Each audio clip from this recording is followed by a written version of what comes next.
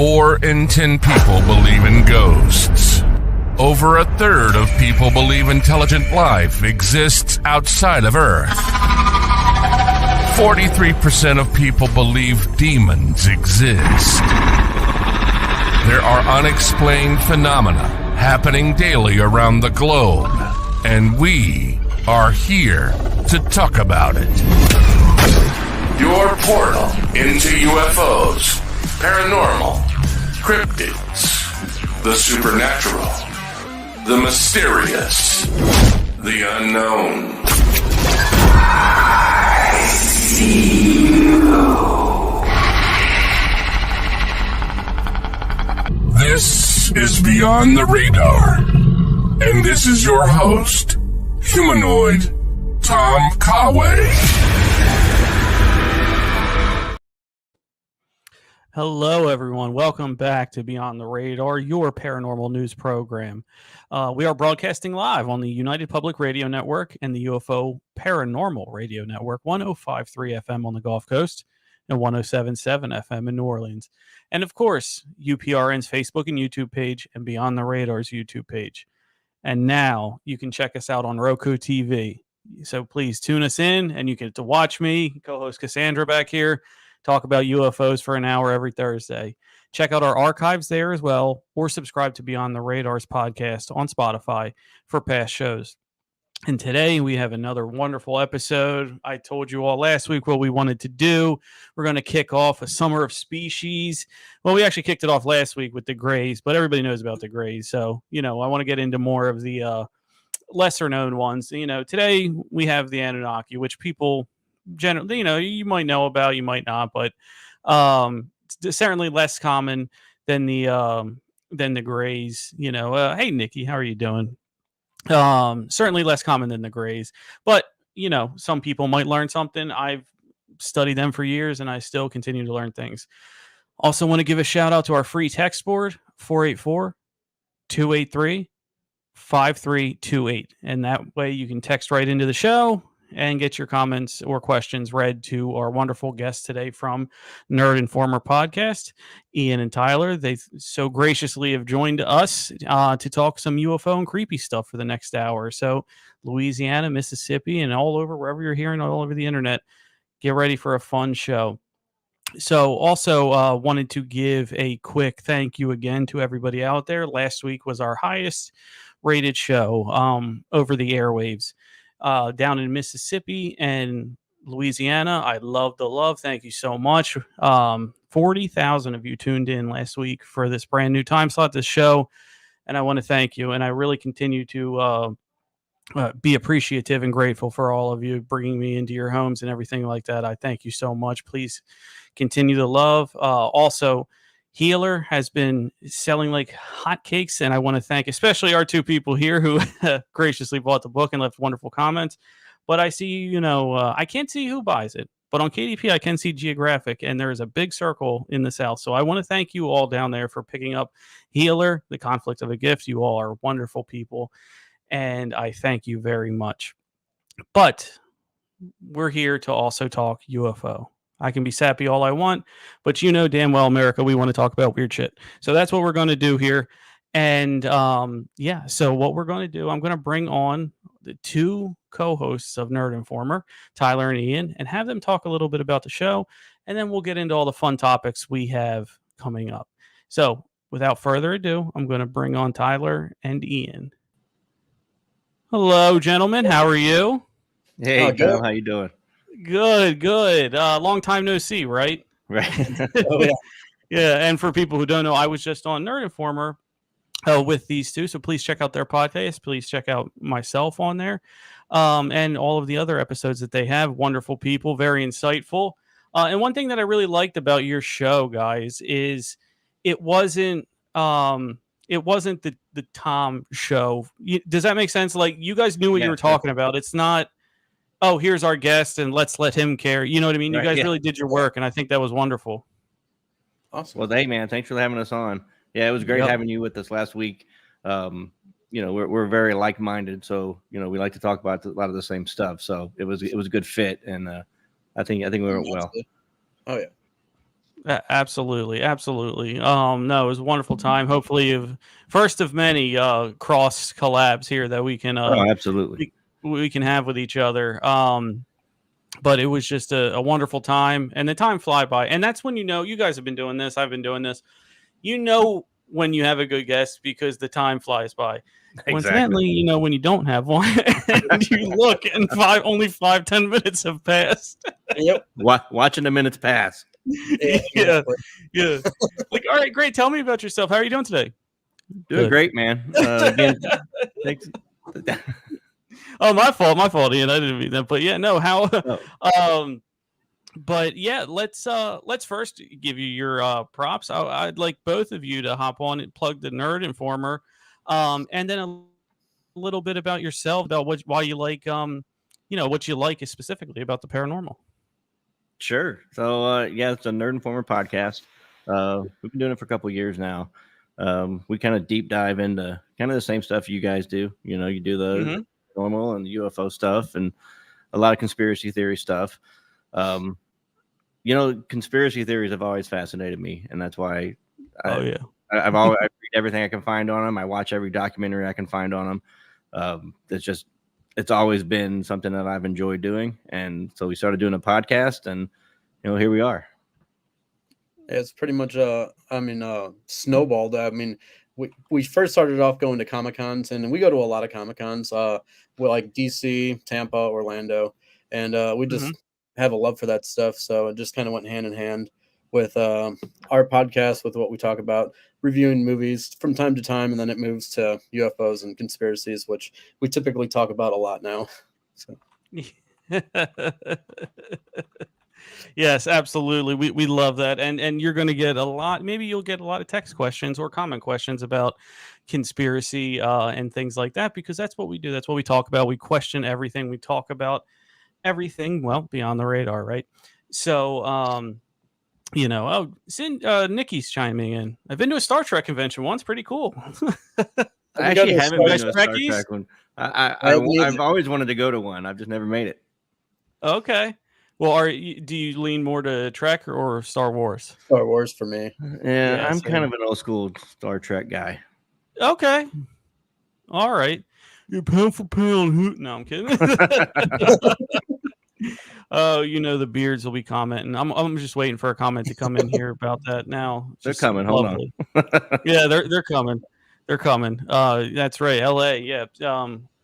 Nicole is our California contingency, holding us down out that way. Nice. So not in the South, but still doing the damn thing. And also a very great contributor to BeyondTheRadarNews.com. A little plug for the website. She shares her experiences, her videos, her pictures with the website, and I put them on a map so everyone can see. So, she's certainly pinpointing all up and down California with her thing. And yeah, absolutely. You're welcome. We interact with our show here, people. We interact with everybody, and that's what we want to do. But but they also want to hear us talk about crazy and cool things too. So that's what we do. I'm ready for that. I was kicking. Let's start with a couple of new evidences. Okay, let's start with a couple of new things, and I'll play them, and I want to get your take on them. Now, I'm not an expert on them. I've only seen them maybe once or twice before you. So this is when I knew, I mean, 30 this previous afternoon that this stuff came up. So the first one, and this one is from Hoboken, New Jersey, and it's a guy, and this could be a pitch for Windex to be first. You know what I mean? First, pitch for Windex, because this guy needs to clean his window. Can you guys see that? I can, yeah. For the most part, yeah. Okay. So let me get. Okay, yeah, at the top left.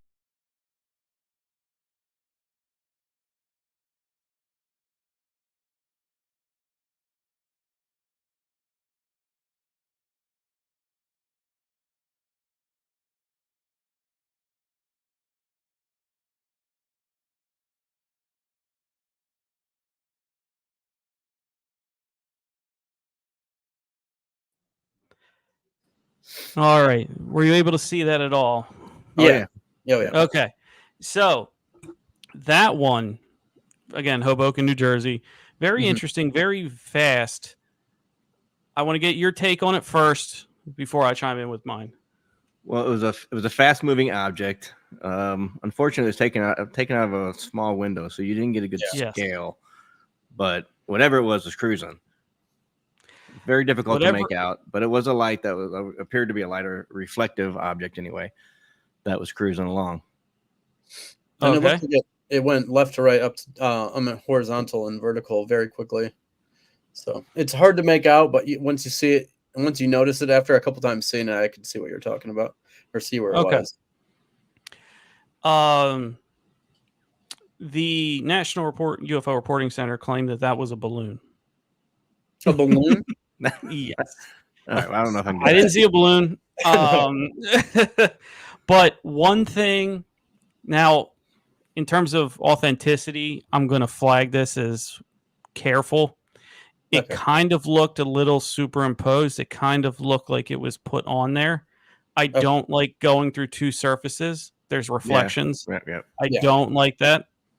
But if that wasn't the case, it was definitely moving too low and too fast to be a commercial aircraft. Can we agree on that? For sure. Yeah. Yep. Oh, yeah, definitely. Even Nikki. All right. Nice, Nikki. Thank you. Too fast for a drone, I think. I do too. With the movement it had, it was way too quick for a drone. I fly drones all the time.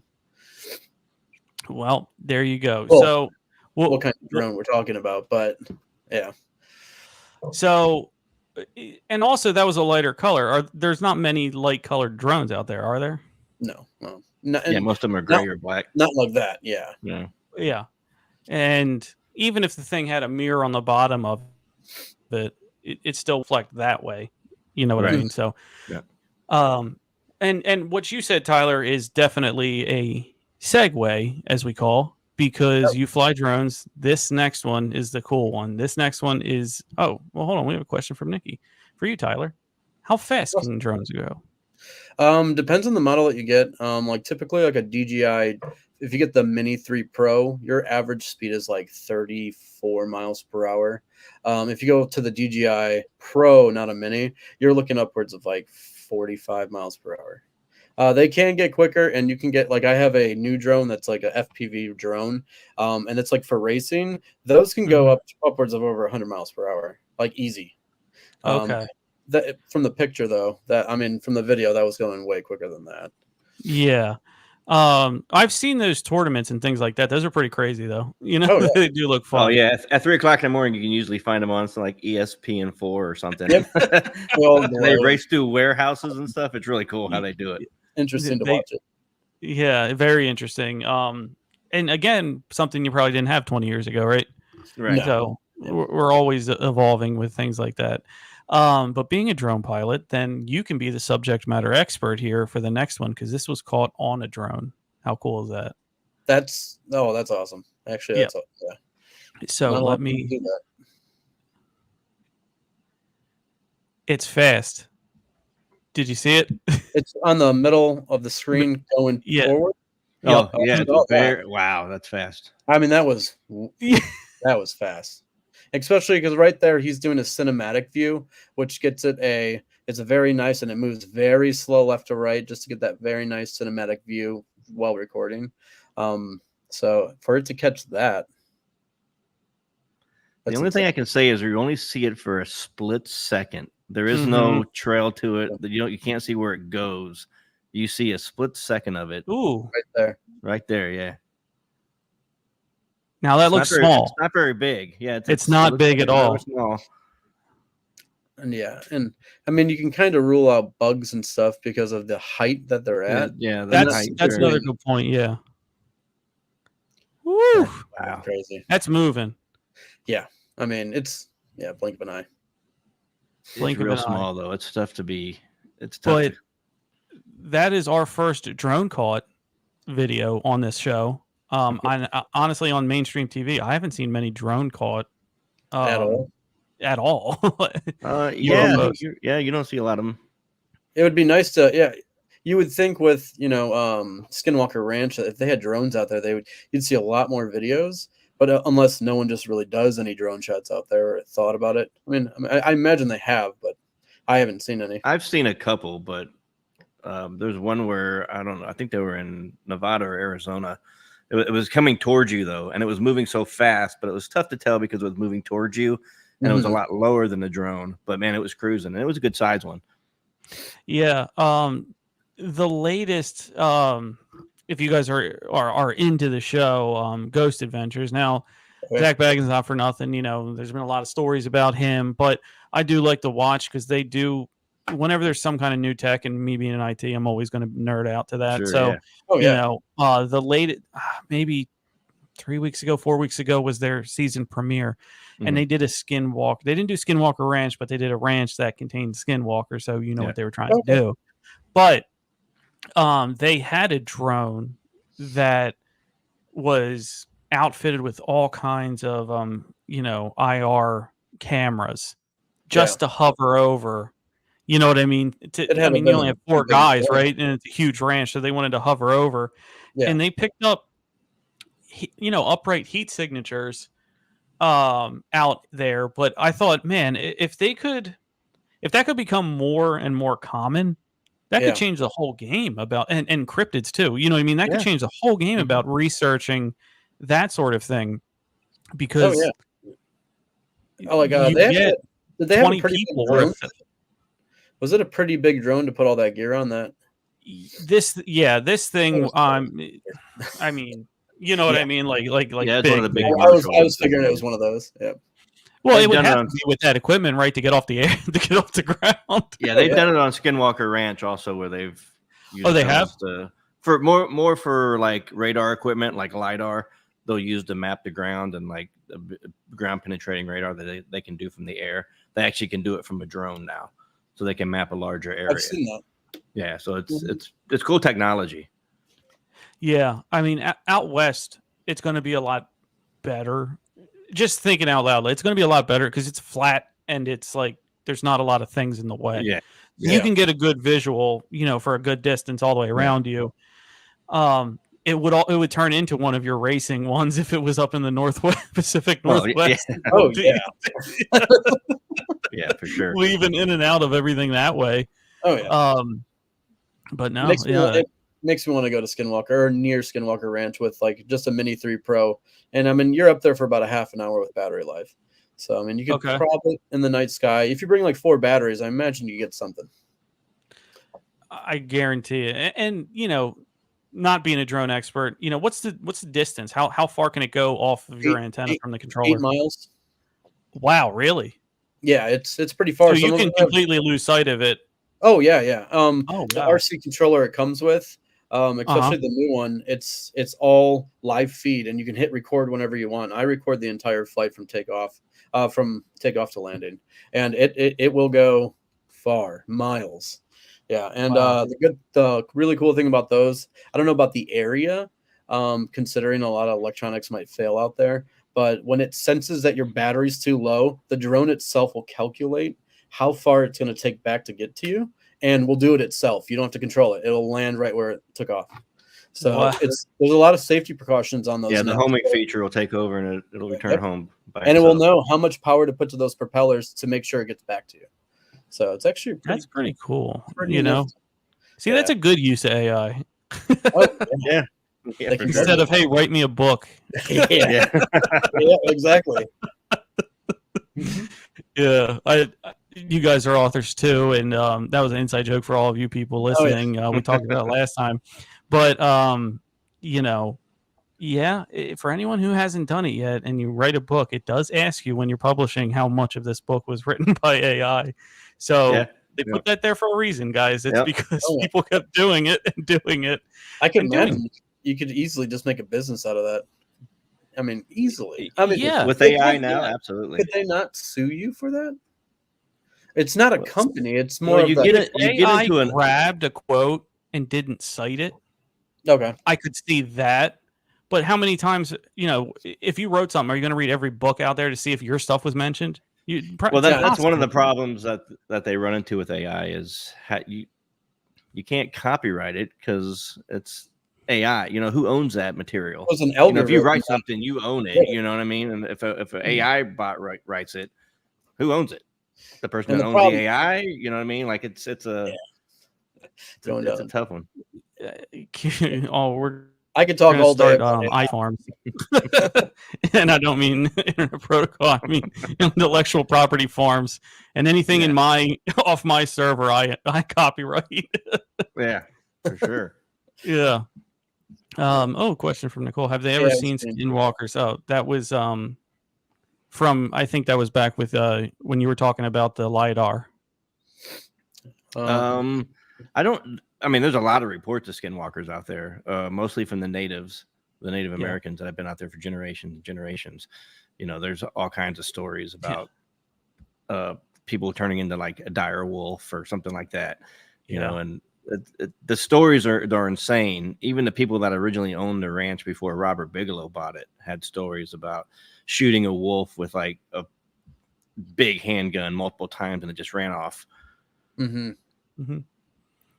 Oh, let's all try to tackle this one. Great question, Nicole.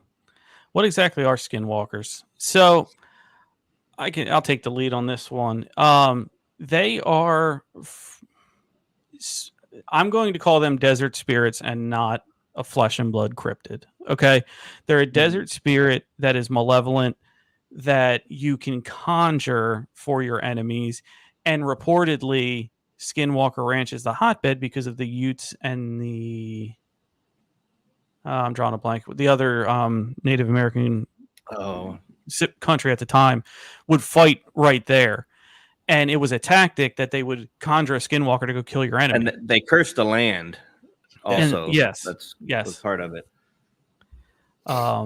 They can't enter your home, but if you look it in the eye, you're done for. Is also what I've heard. I haven't heard. She said that if you whistle at night, they do attack. Do they attack? I haven't heard that. So that was I have heard that, and that, again, a plug for Ghost Adventures. When they were on there, they were playing around with this whistle, and one of the locals came up to them who wasn't mic'd and said, "You don't want to do that. You don't want to do that." It seemed real. It could have been, the guy wasn't mic'd. It was just somebody walking.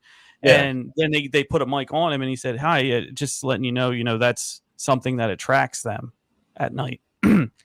I've also heard that they are either only active or more active in the winter months. Okay. So that's when a lot of but out in the desert, what is winter? It's not like winter. You know what I mean? It's pretty much the same. So it's more about the months that it's not that there's snow or anything, but they're supposedly 8 to 10 feet tall. Typically, most often you see them with like a deer skeleton on their head. They are humanoid, not fully human. And forgive me, but I don't remember if they were based off the lore of a human rejecting humanity by becoming cannibal. That's what they turned into at first. That might be a Wendigo. I'm not sure. I think it's a Wendigo. Okay, so then and that's Wendigo, which is sort of similar, but that was more of a human that became a cannibal, basically, and then they lost their humanity according to the ancient, native lore that way. Yeah. The wolf is something that they turn into a lot. They see a lot of. There's reports of people driving down the road, at whatever speed, and they'll see a wolf running right beside them, and all of a sudden the wolf will just almost stand up on its back legs and kind of disappear into nothing.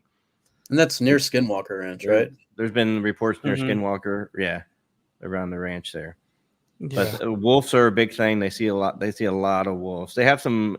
It was what's his name? Jack Osborne does a show about. Yeah. Well, they do UFOs, but he was talking about seeing a skinwalker, and they saw somebody walking in the distance with night vision. Once they got to the top of the hill, it kind of crouched down into like a canine type form, took off running, and disappeared into the night. So they actually had video of it, and the video was actually kind of convincing. Like it seemed pretty legit. I actually like the show. It's decent. Yeah, he does have he actually has multiples, doesn't he? He has multiple shows, yeah. Yeah. He does a lot with his family, and that's really funny. Yeah, that is funny. That is funny. Yeah, I caught a binge of that one time, and it was pretty hilarious to watch. Yeah, I get sucked into it. Yeah, but they do recycle a lot of clips from the other shows that they have on there. Sure. And I guess there's only so many you can get. You know what I mean? I guess that's about it. But it was definitely a funny show. But they had one where it was more of documentary style, where they're out. You know what I mean? And there's a UFO one, and I want to get my hands on one of the laser pointers they had that can go all the way up into the sky. Yeah, that does seem crazy. Yeah, they go for like 2 miles or something. I think they can get them 2 or 3 miles up. Yeah. First time you do it, you get caught by a helicopter. Yeah. Yeah. FAA come find you. Yeah. Yeah. I mean, we already are going to have them on our back anyway if we go do this Skinwalker thing right outside of Skinwalker Ranch. Oh, yeah. We got the drone. Might as well get that. Get a lantern. Get a missile for all we care. I don't care. Whatever we can. They're coming either way for us, so it don't matter. Yeah. Yeah, we can say hi to our own NSA guy. Hello. There we go. We'll be out there. They can bring us sandwiches on the way out to arrest us. Yeah, why not? We'll rent one of those really expensive like porta potties that have air conditioning. That you see at we have our own guy in there handing. We'll make a whole little city out there. Yeah. This is how we do Tent City. That's it. That's how we do it. Exactly. Yeah. And then we don't wake up because some kind of scorpion or snake bites us in the Yeah, exactly. Oh yeah. I shouldn't talk. I'm on air down in the South where everything outside of your house can kill you. Oh yeah. Oh, not only will, it actually wants to, most of it. Yeah. They literally lick their lips. Yep. Our scent is wonderful to them. So great talking about that. We're gonna do a little break here. And then we'll get into the Anunnaki and keep it going with Nerd Informer. So stay tuned, everyone. We'll be back in a few minutes.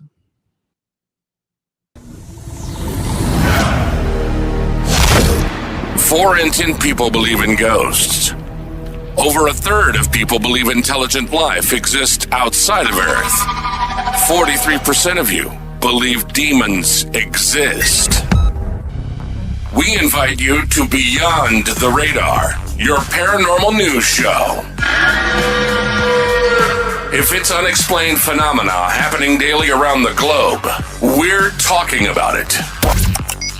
Exploring the unexplained, challenging the conventional, and diving deep into the shadows that lurk just beyond our perception. Come join the transmission on the United Public Radio Network. Once you come, you'll never be the same.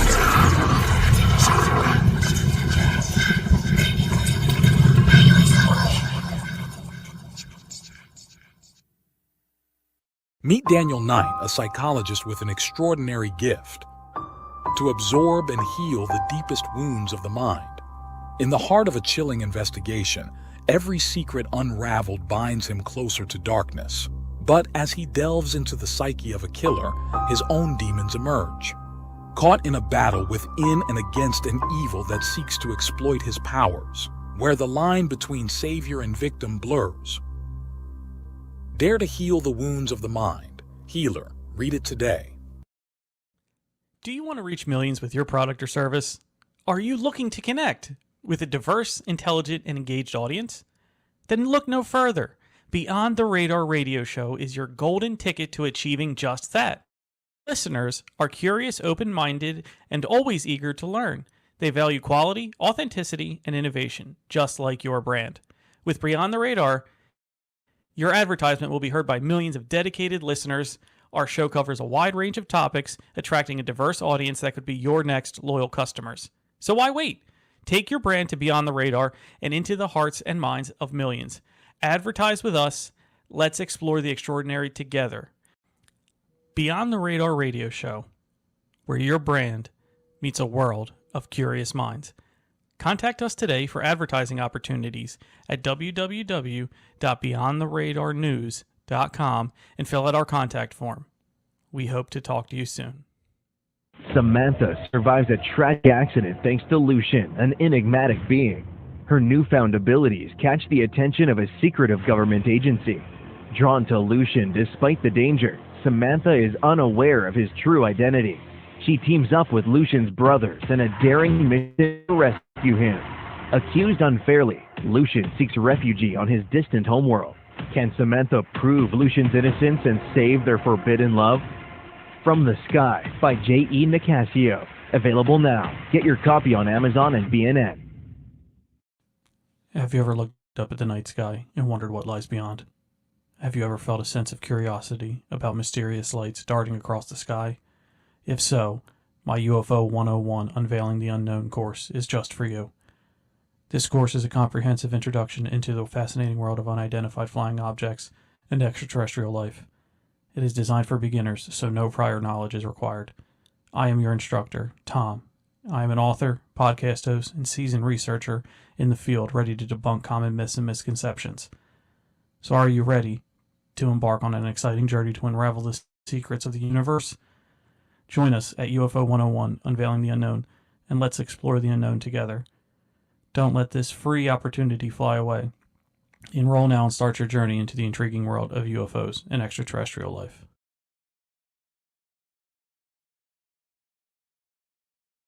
All right, welcome back everyone to Beyond the Radar, broadcasting live 105.3 FM on the Gulf Coast and 107.7 FM in New Orleans. Nice little reset for us both here before we talk to the or get into the Anunnaki with our Summer of Species 2024 LFG. Everyone, let's go America. Let's check the text board first, huh? We got some. Where Brian from Ohio? What's up, Brian? Where can I find that drone UFO video? Oh, so the drone UFO video is from, if you go to NUFORC, the National UFO Reporting Center, so NUFORC.com, and check for submissions today. It'll be right there. Anybody can check it for free, no problem. And I guess this goes back to our little introduction. Betty from Louisiana. Betty, thank you. In Louisiana, 107.7 FM in New Orleans. What conspiracy are you two, on now?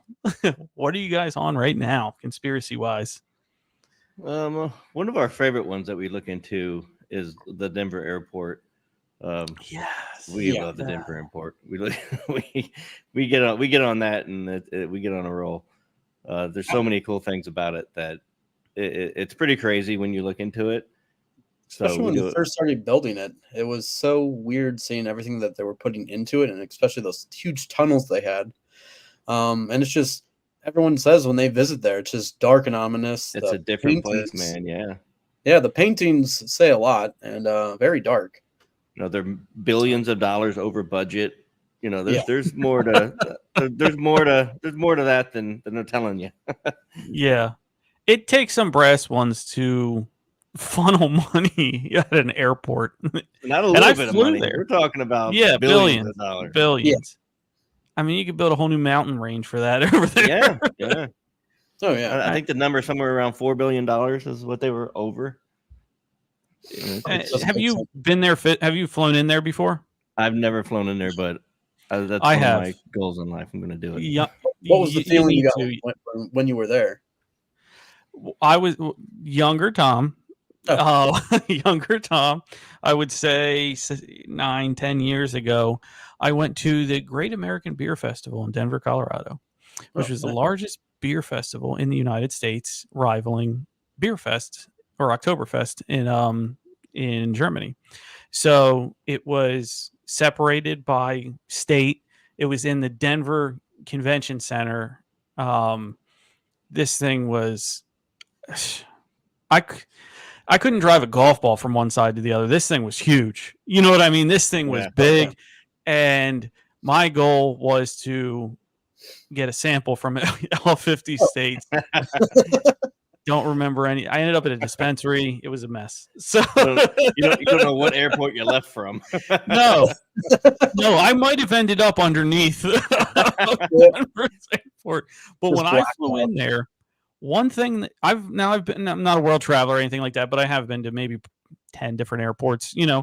This was by far the cleanest. This was by far the biggest and the most sturdy. Now, sturdy, I'm going to tell you, like, when you get in there, it was almost like every damn thing was made of granite. You know what I mean? Like, there was no other place that I've been to with the amount of like rock and granite and like marble and all that kind of stuff all over the place.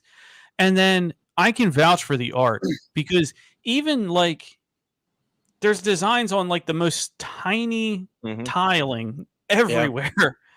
And half of it is demonic or pulling off the the look of being demonic.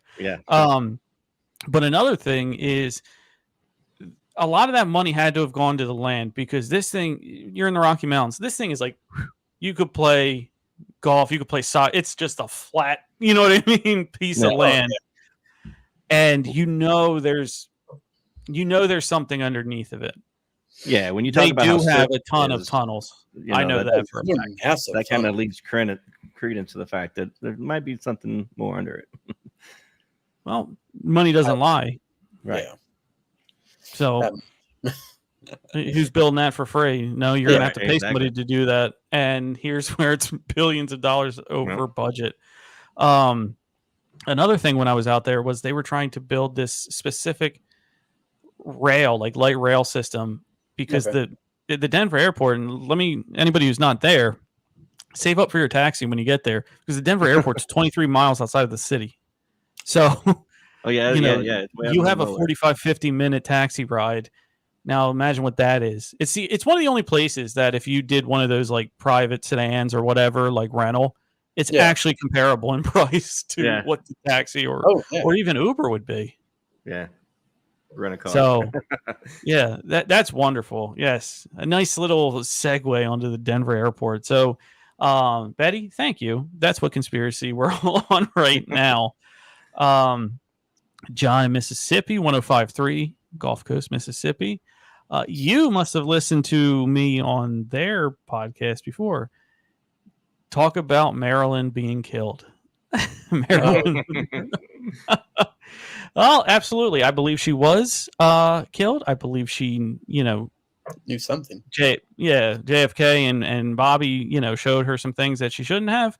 And when they ultimately, because I guarantee you they probably did dick her over in more ways than one, but you know what I'm saying. She said, I'm going to talk. And they said, no, you're not. I don't believe they knew that they were going to kill her. I do believe in plausible deniability. I believe that goes on. I don't think JFK wanted to do it. No, but I think it was definitely, she had some information that, she wanted to leverage, and they said, no, we're not really going to do that. So they took her out.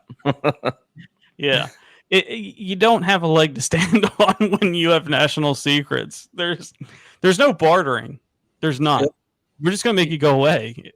I mean, if you, depending on your views on the JFK assassination, I mean, it all kind of makes sense. That it does. Absolutely. So, all right, let's get into the Anunnaki, everybody. How's that sound?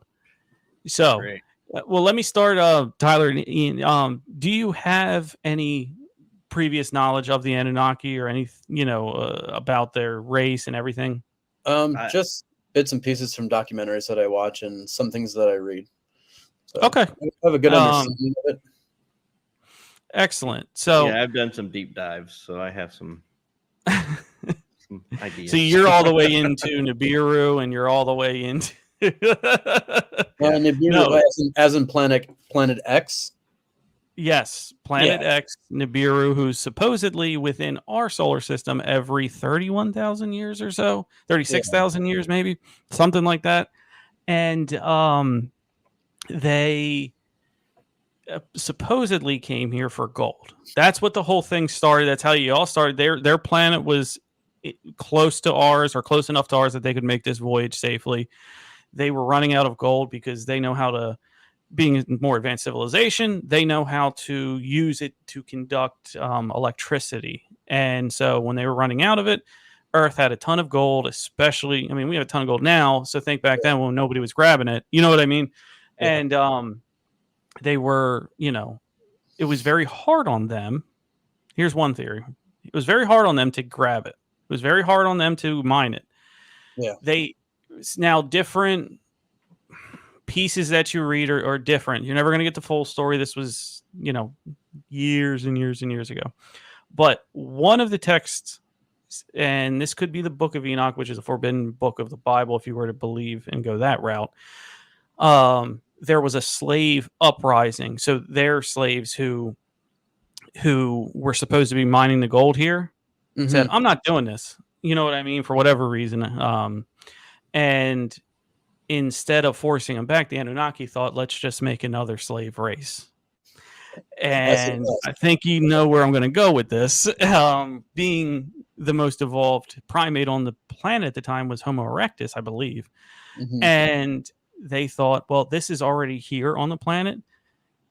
The Anunnaki should have said this first. The Anunnaki were giants. They were much, much bigger than us, somewhere around 12 to 15 feet. I've read 20 somewhere too, but they were bigger than us. When you're mining, you need to be short. You need to be small, compact. You need to get into, mining crevices and things like that. So there was a theory that the Anunnaki used their DNA with the Homo erectus DNA and created us to do the mining. When the mining, I could see it's plausible that they would do that, just make it easier on themselves for us collecting for them. Well, for whatever reason, exactly. It's not crazy to think.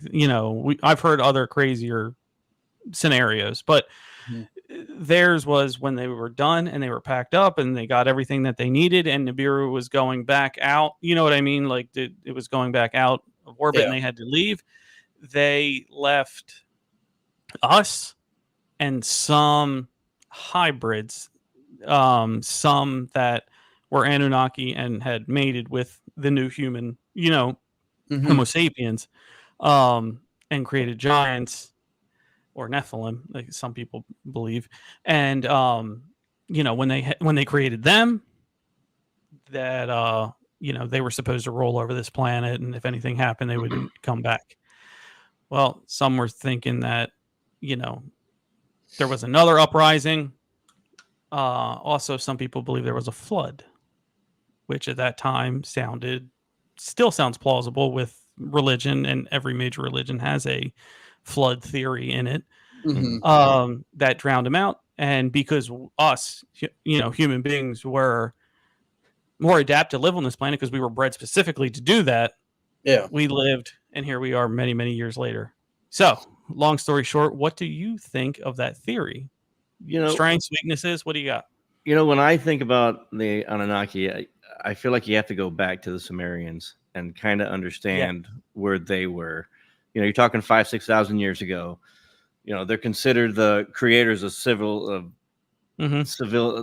civilization as we know it.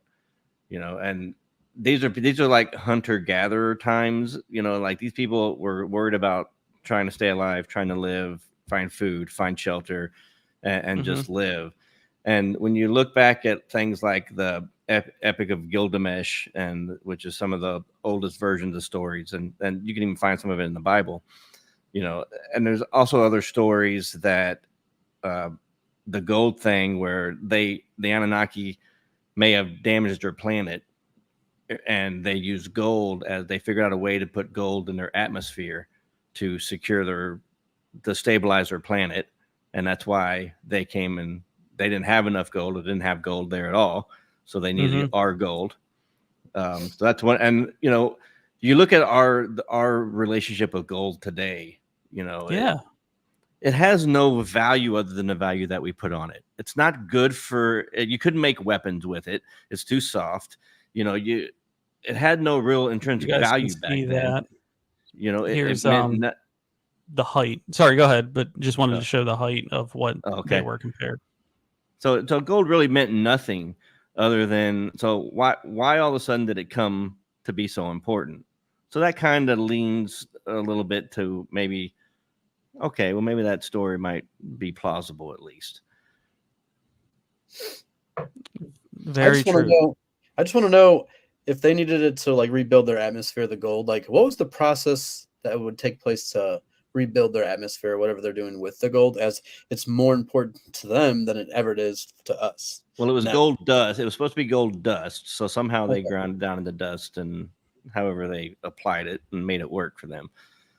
That's just one of the stories, you know. And as you go through like the ancient Sumerian story, and you know, like Zechariah Sitchin's laid out so much of the information that they found from like the Epic of Gilgamesh and all those stories and stuff. And he really made it to where people could really start understanding some of the writings from back then, because it's really you know, there's only a few people in the world that can really understand and read that kind of stuff. But it was like, it looked kind of like computer code, you know what I mean? It was that sophisticated, or at least sophisticated from that standpoint. You know, they had to have Rosetta Stone or something way to you got to be able to teach it, you got to be able to you know, and they believe that the Anunnaki was a big part of that, and that's where they got the language. It came out of nowhere, you know, that language came out of nowhere very quickly, you know, and that also lends to maybe there were people helping them, and maybe those people were the Anunnaki. Yeah, there's it went from pretty much nothing to all of a sudden something so fast. Just how it moved forward. But yeah, it's really odd. We, you know, we're trying to get there through the evolution method, through that line of thinking, and some have said, you know, our brains developed rapidly because we started eating meat and protein to help our brains, and that's sure. If anything has changed, I'm not totally up on it. If anything's changed, it could have changed in the last few years, but the last that I knew about it was what they were saying. However, people studying DNA are saying there was a great injector period. Something happened in this time. If you look at all the bones we dig up, this DNA and then our DNA, it's too fast for what evolution could have done. Sure. And you know, I'm gonna at this point let the people who, you know what they're talking about talk about it. And if that's what they're talking about, then now it's okay for us to talk about. You know what I mean? But you know, if they're putting that out there with all of their degrees and everything, what are we? You know, who am I to say that wasn't right? Yeah. You know? No, they're not coming out and saying a UFO species injected their DNA with ours, but they're saying something happened. And, you know, when you mentioned in the Sumerians, it wasn't just them that have sort of Anunnaki lore, you know, Akkadians, Babylonians, you know, Assyrians. There's mentions of them in the Bible. In the Bible. They call them Akan, I think it is. Yeah. And pretty much in every... was supposed to be the great lord. Pretty much in every text anywhere, there's mention of them or some version of them, so everybody believed it. You know what I mean? It was definitely part of something. And these are people that, you know, they just wanted to survive. So how would they have time to just sit down and make all this stuff up? You know what I mean? They were trying to make it to the next meal. You know what I mean? Like, so you get this new technology. You know, you talk about technology of the pyramids and whether they could be power sources and, you know, all these different things. That, you know, there's a good argument that came from somewhere. Yeah. If they used gold and gold dust as a mineral that conducted electricity, it's not too far off from some of the things that we use now. No, we're not conducting electricity, but we still use elements and minerals to conduct electricity. And gold is an element. We use we gold just might not know how to use all kinds of electronics. You know, and we always have in our DNA is a fascination with gold. Yeah, you know. Yeah, but that's just it. It's in us. It's inherent in us, and we have this unexplainable fascination with it. With an item that has almost no value of itself. We make it valuable because we make it beautiful, and you know, it's status. You know, but it's in and of itself, it's worthless. You know, it has, you know, we don't have the use for it that the demand would suggest. Does that make sense? Yeah. You know what I mean? We do not have that. Here, olivine. Olivine is the most abundant rock on this planet. You know what it does? Absorb CO2. Right. If you believe in climate change, it's because our rising CO2 levels is, you know, with atmosphere and greenhouse gases and causing the planet to heat up. Mm-hmm. We have our own rock that does that here, that absorbs it and not just releases it again or holds it for a little bit. It changes the principles, the properties of it. And I have somebody coming on this week who invented paint that cleans the air. So let that, you know what I mean? Let that come out, that, you know, we can have, oh my God, a rock here on Earth that we just thought was a rock and it's hard and that's it. Mm-hmm. Can have more than one use. If we're finding that out about CO2, most of, you know, our exhale, everybody does it. Mm-hmm. And a rock that's the most common one there. Who's to say they hadn't, you know, found a use for gold in the same way? Exactly. As gold dust. You know, if you broke it into a dust, who's to say it does not transmit electronically through one another, and then that way you have wireless charging everywhere. They may have found a property that we don't understand yet, that we haven't figured out yet. You know, that's exactly right. That's exactly right. Let's head back to the text board here. Carrie in Florida. Yes. Anunnaki hybrids. Yes. All right. So we have someone on our side. Well, it's official. I guess we'll just wrap it up. It's official. So if Carrie said it, then that's it. You know, there's no more. I'll see everyone later. I can stop my research. Yeah. The Anunnaki hybrids. I tend to love that thing.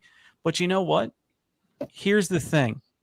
We have our own things put in place that I don't know if it would ever catch on.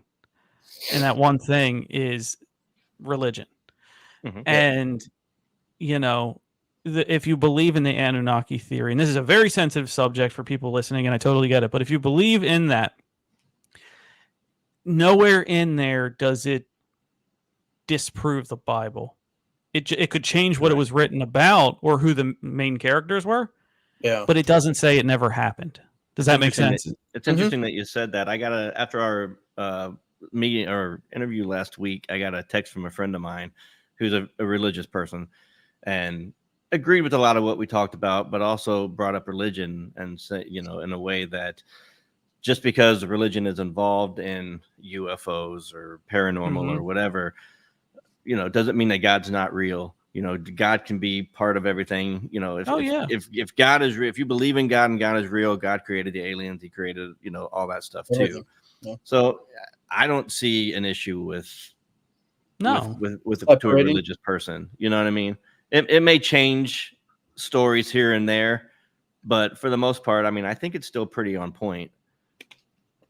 Yeah, I totally agree with that. The overall point of it, you know. I totally agree with that. The Bible, its best use is slight history, more topic-based, more stories, more learning about right and wrong things to do, and using it as a guide to instill good, you know what I mean, in people. Right. And I totally agree. I mean, say what you want if you're Catholic or not. You know, many people are, many people aren't. But, you know, they have a chief astronomer who said, hey, I believe in God and I believe in UFOs. You can believe in both. You know, and it may even make an argument to make even stronger argument for God, you know, if you look at it that way. I completely agree. You know what I mean? If you had another civilization who came here and you asked them, hey, how'd you get here? How'd you come to like your people? And they told you a form of evolution, you would say, okay, great. That's wonderful. But who started all of that? Yeah. You know what I mean? And they say, oh, well, there's a great creator. Because they call it a creator, you're going to have 50% be justified and be like, I knew I was right. And the other half saying, I don't believe them. That's wrong. They're demons. 100%, you know what I mean? I don't think you can win. You can't win. No. I think if you use religion as a basis, and I think if you're super religious and you use that to do good, there's nothing wrong. You know what I mean? That's an amazing thing. No, not at all. If it makes you more charitable, if it makes you more giving, more loving, more, you know, a better person, then by all means, I don't see any reason to down it in any way. No, he's not hurting anybody. Believe it or not, Catholic might be the one that says you have to believe it my way, and even they're saying it. You're right. That it could be. You're right. All right, Timmy in Georgia. Nibiru caused the Great Flood. What do you think? Ooh. So there is that theory that all of this is intertwined, right? The religion and what a good question to bring up when we're talking about religion and Anunnaki. To tie them both together has been theorized that there was a Great Flood. Both of those things are in whether you believe the Anunnaki one, and it's obviously in the Bible with Noah and his ark. Yeah. So one of the things that was prophesied or theorized was that Nibiru on its way out, gravity, right, pulled some of the water out over the oceans, out of the oceans, and flooded the Mediterranean, which eventually went into the Middle East. Where all the nature of all religions have started. So if it were to have moved away and brought that on land, you could draw the parallel. You could make that argument. Yeah. You're exactly right. And every religion, I think, has, and every civilization throughout time has always had some reference to a great flood. Yes. So the Great Flood is something that almost universally is believed in every religion, every civilization. So yeah, I mean, there's a real good case to be made for that. Let me put this out there. Now, I was this is Brandon Wright on Tinfoil Tales last year.